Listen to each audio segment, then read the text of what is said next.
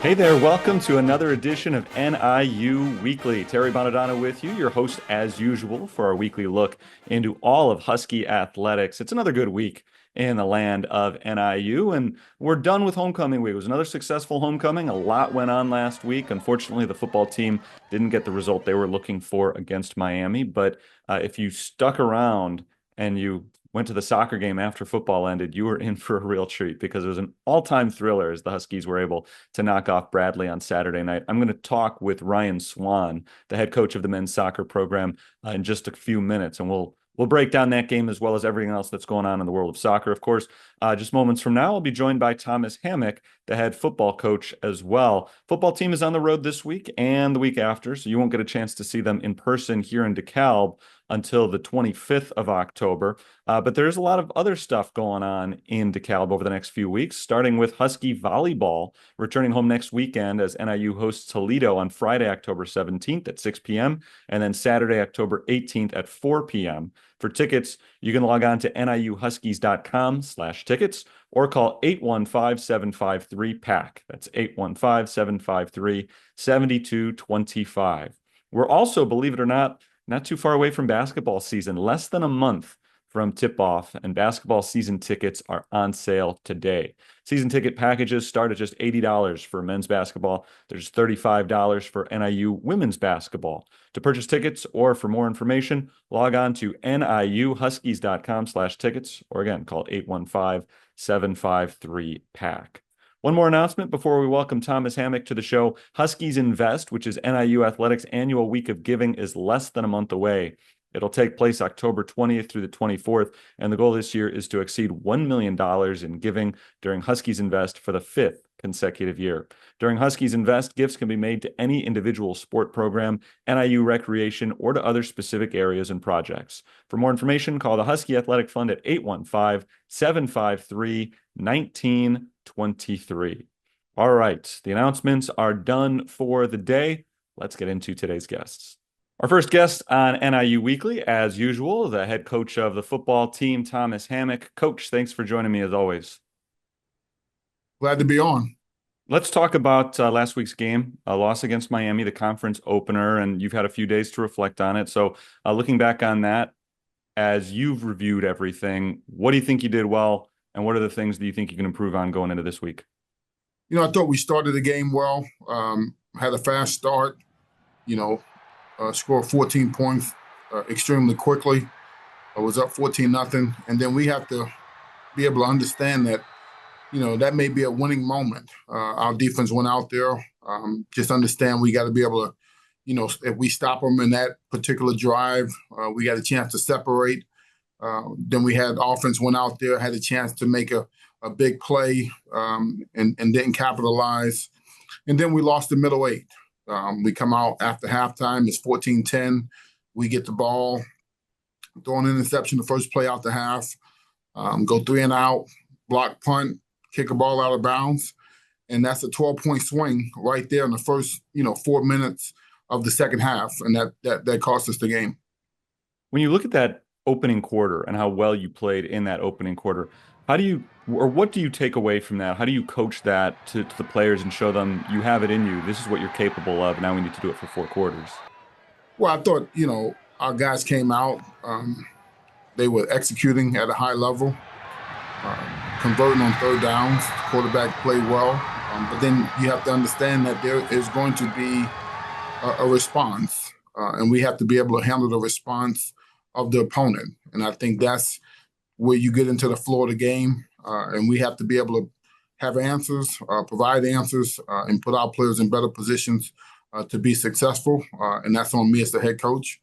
And, I got to do a better job of giving our players more answers, more ammo to be able to go out there and execute in moments. You pulled a late switch with the lineup. You ended up starting Brady Davidson at quarterback and Lazaro Rogers at running back, a couple of freshmen. What went into those decisions to make the move to them? Well, obviously with the quarterback, I think that's obviously a hard decision to make. But, wanted to be able to give Brady an opportunity to go out there and see what he can do. Thought he did some good things at the quarterback position, but then he did some things that were look like a guy out there for his first time. So he has an opportunity to learn and grow and build off of last week's performance.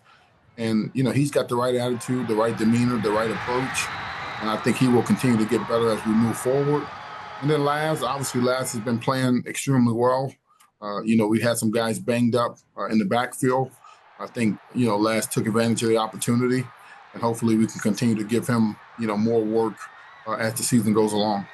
Yeah, he's a guy that we weren't really looking at the beginning of the season on that depth chart because there were so many talented running backs ahead of him. It feels like you're able to pull those guys up every year. Last season, it was Telly Johnson who was deep on the depth chart, and then all of a sudden, by the end of the season, he's running through everybody in the MAC.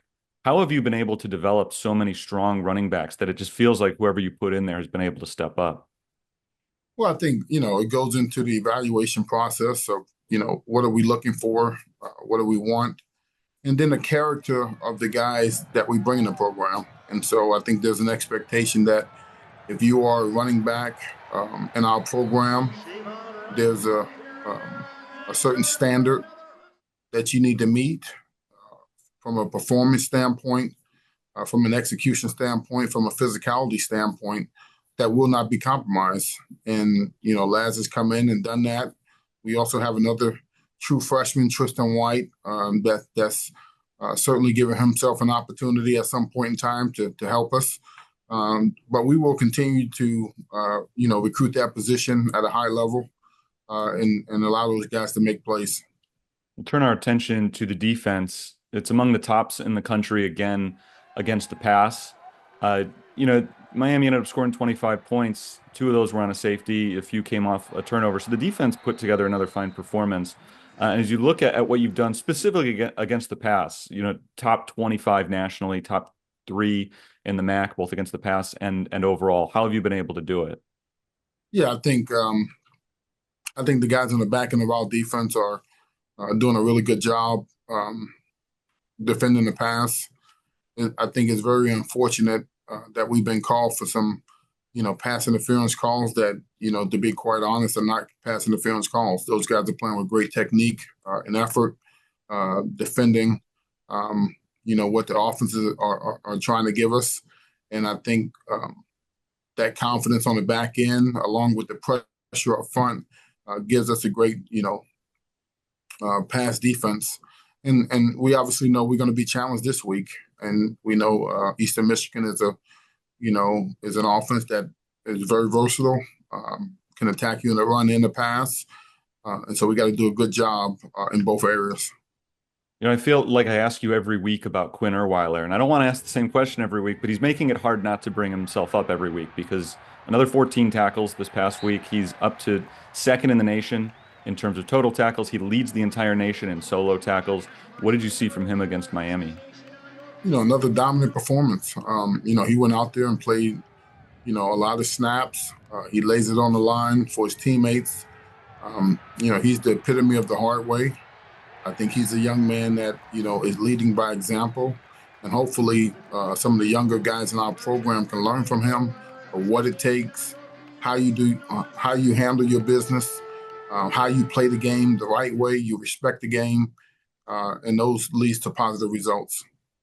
The first road trip in conference play coming up this week as you take a trip to Eastern Michigan. Last time that you'll be there as members of the Mid-American Conference. Have you had any kind of a different outlook this season to conference play, knowing these are teams that you're familiar with, they're coaches that you're familiar with, and stadiums you're familiar with going all the way back to your playing days? And now this is the last season in the MAC. Does it feel any different to you? No, it doesn't. It just feels like the next opportunity to, try to figure out a way to win a game. I think all that nostalgia type things that happen maybe at the end of the season. But, we trying to build ourselves up, try to get ourselves, mentally and physically prepared for a four-quarter battle. We know it's going to be a tough opponent. Great coaching staff, great team, irregardless of the record. And we know we have to play our best football. You still got a few days to prepare for it, but give us an early outlook on the game against Eastern Michigan. Yeah, I mean, obviously we have to find an identity on offense. We have to find it and create it, create an edge, which will help us have the ability to play complementary football. Our defense is playing their tails off. We got to help them out. Our special teams has to be better. In particular, our punt team. And to me, that starts with the operation, the snap, and the punter. Operation needs to be better. But we have to be able to be solid on special teams in a way that it can't negatively affect the game. Coach Thomas Hammock, always a pleasure talking to you on NIU Weekly. Thanks for the time. Good luck this weekend. Thank you, and go Huskies. Our next guest on NIU Weekly is the longtime head coach of the men's soccer program here at NIU, Ryan Swan. Coach Swan, welcome to the show. Thank you for having me. I want to talk about some of the general things about how the team is playing. But before we get into the bird's eye view, I really want to focus on this most recent game against Bradley this past Saturday. One of the great thrillers played in recent memory at NIU. You were trailing in the 86th minute, ended up coming away with a victory. How did it all go down? Yeah, it was, obviously a fantastic result and response from the guys. I thought we played really well during the course of the game and probably should have found a goal earlier, but we find ourselves behind late on in the game, and when Chepe Gonzalez went down, we were concerned. He's one of our top players and one of the guys that you think might find a way to score a goal, but he went down. But Martin Montoya came in and was instrumental in both goals. He found the equaliser and then got the assist on the second to Van Sheffield. So I think there's just there's a lot of belief in this team just now, and even late on in the game, I thought, and you could see it from the guys, that they thought they would find a way back into the game and a way to get the equalising goal and then ultimately the winner. So really tremendous stuff. And with it being a conference game and the home opener for us in conference play, it was just massive result. You mentioned Martin Montoya being able to come in and, arguably played the best game he's had in his 2 years at the school with the goal and with an assist as well. I mean, what does that mean for the team, that it is that next man up mentality, that you have somebody like that ready to jump in and make some big plays? Yeah, it's tremendous.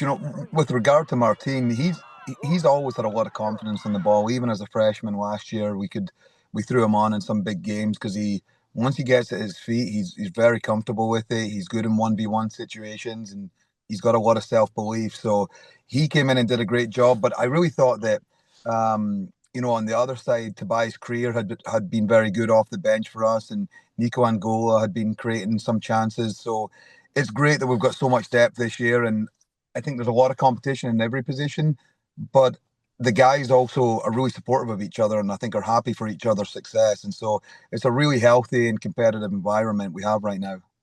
It helps to have that depth. It also helps to have guys who are performing at a really high level at the top of the stat sheet. And Van Sheffield is one of those guys right now. Just named the Missouri Valley Conference Freshman of the Week for his performance against Bradley last week. And he's been kind of leading the team offensively all year, which is not easy to do for a first-year player. What have you seen from him? Well, even before Vance got here, as we were chatting through the summer months, I knew he was locked into succeeding. He was working out a lot. He was telling us what he was doing over the summer, where he was playing, and so he came in ready to compete, which is just fantastic if you can get that from a freshman. And he came in and right from the start, he's been looking dangerous, and I think there's still room for improvement from Vance this year and in future years, but.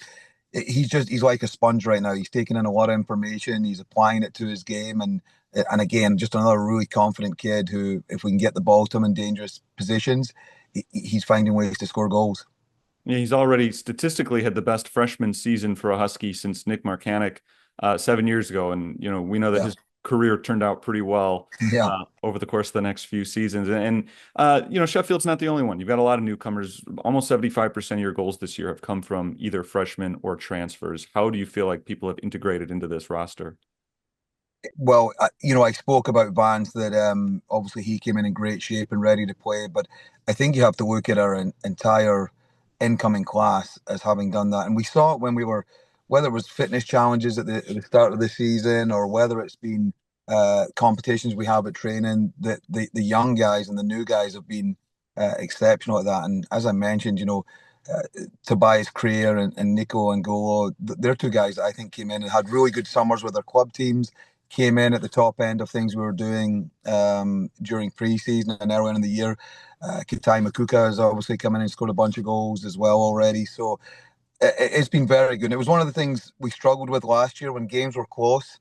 we were tending to lose those games because we couldn't quite find the finishing touch. Whereas this year, I just the longer games go on and they're close, we look more likely to score, I think, often than our opponents, and that's obviously a really healthy position to be in. You're off to a really good start to the season overall, but specifically in conference play, you've gotten results in each of your first two matches. We are still early enough in conference play that I think it's fair to ask the question, how do you feel about this team in the Missouri Valley Conference, really going into it, knowing you haven't seen a lot of the teams yet, but where do you feel like you stand and how comfortable are you with where you are? Well, we're happy right now. Obviously, opening game of the conference play was against Drake, who were picked as the preseason favorites in the conference. So to go there and get a point and really play pretty well and compete very well. There's a very physical team out there in Des Moines. I thought we did a great job there, getting that 3 points in our first home game. So 4 points out of our first two games, we feel pretty good. We've been saying since the start, we've been telling the guys that there's a lot of parity, I think, within the Missouri Valley this year, where any team could beat anybody, could beat each other from week to week. So we're just staying focused one game at a time.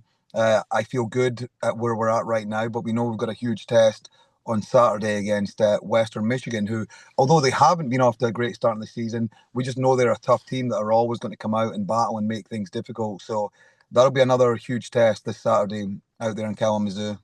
Yeah, and it's a long time rivalry. It's a team that has for a long Right. time been one of the best teams in the MAC, and they've been one of Mhm. the toughest teams since joining the Valley as well. What do you tell your team heading into that one? Yeah, again, we're not doing anything specific for Western Michigan this weekend. We're trying to kind of going on theme, sticking to the standards and expectations at training each day and where we want to be as a team. So that's been our focus, is if we can maintain our level and know that every point's going to be important, every battle's going to be important. And so that's been our focus this week. We're trying not to get too far ahead of ourselves again, and we're saying that take one game at a time. And so that's the focus, is keep doing the job. Can we be a little bit better than we were last week? And if we continue on that theme, we feel like we're in a really good position as we get into the latter stages of the conference play. You probably don't want to look too far ahead, but a couple of weeks from now, Notre Dame is coming to town, and that's a big one. It's not a conference game, which is this time of year you take yourself out of conference play, and there's a little bit less at stake. But just from an exposure standpoint and from a prestige standpoint, bringing in a program like that from a school like that has got to be a big deal. Being able to host them, what does that mean to you? Yeah, it's massive. I was out in South Bend last year watching our football guys out there. My son and I went to the game, so we know that as a school and as an athletic department, that it's one of the biggest in the country, and we enjoy and appreciate our relationship with the soccer program there, and we got a lot of respect for everyone within their program out there. So getting them to come here was great for us, and we truly appreciate them coming in. And now we're looking for to take advantage of that. We're drumming up some interest. I think there's going to be a lot of people out of the game, which is exciting for everyone involved in NIU athletics and especially obviously NIU soccer. But we're expecting a big crowd out there, a lot of youth soccer players coming out. And we just hope, 2 or 3 conference games from now, we're hoping we're still in a similar position, sitting in conference, so we can go out and enjoy that game, but also put on a bit of a show and show that, this is a bit of a soccer town. There's a lot of soccer interest here in Northern Illinois, and we'd love to drum up a big support, and hopefully we can put on a good enough performance where we see those people coming back for the rest of the season as well. I know we're only a couple of games into conference season, but it passes by very quickly. You only got about a Yeah. month left in the season. So as you look over the final several weeks of the year, what are your big goals? What do you need to see out of this team? Again, for us, the important thing is, can we just keep getting a little bit better every week? And when you look in the Missouri Valley Conference right now, there are 3 teams that are still unbeaten on the season. There's only, I don't know what it is, 10, 12 teams in the country that are still unbeaten, and 3 of them are coming out of our conference. So Drake, we already got a tie with them. UIC, we see in a couple of weeks, and Belmont, we is our next home game. So we know there's just going to be tough battle after tough battle coming up. So we're just staying focused on, here are the standards that we expect on the field from our guys and off the field. Here are our goals as a team, and here's what we need to do to achieve those. So it's a training session by training session, week by week for games, to keep focused on those things. And we want to be amongst the top teams and challenging for trophies come the end of the season. Ryan Swan, head coach of the men's soccer team. Pleasure talking to you. Thanks for stopping by NIU Weekly. Thank you, Terry. Great stuff from Thomas Hammock and Ryan Swan, our guests on this week's show. And that'll just about bring us to the end of another NIU Weekly. One last order of business, and that's breaking down the upcoming schedule for all of the athletics programs here. It's a busy week if you're interested in the state of Michigan. Women's soccer kicks things off against Western Michigan at home. That is Thursday night, October 9th at 7 o'clock. And then men's soccer heads out to Western Michigan in Kalamazoo on Saturday. That's a morning start time, 11 o'clock at Western Michigan. Women's soccer is also at it at Kent State on Sunday afternoon at 12 o'clock. Volleyball's already done with their Michigan slate. They played Western Michigan on Tuesday. So Thursday and Friday this week, they go out to Ohio instead. They'll be at Bowling Green Thursday night at 5 and Friday night at 5 as well. Of course, the football team is on the opposite end of Michigan. They take on Eastern Michigan in Ypsilanti Saturday. That's at 12 o'clock start time. And we will have the radio broadcast for you on WDKB with, of course, Andy Garcia and Mark Lindo. As always, I'll be on the sidelines for that game. 12 o'clock start time, 11:30 pregame show on 94.9 WDKB. The game will also be broadcast on ESPN+, so make sure you're tuned in one way or another to that one. The golf team is in action on Monday and Tuesday as we circle around to next week. They'll be in West Lafayette for the Purdue Fall Invitational.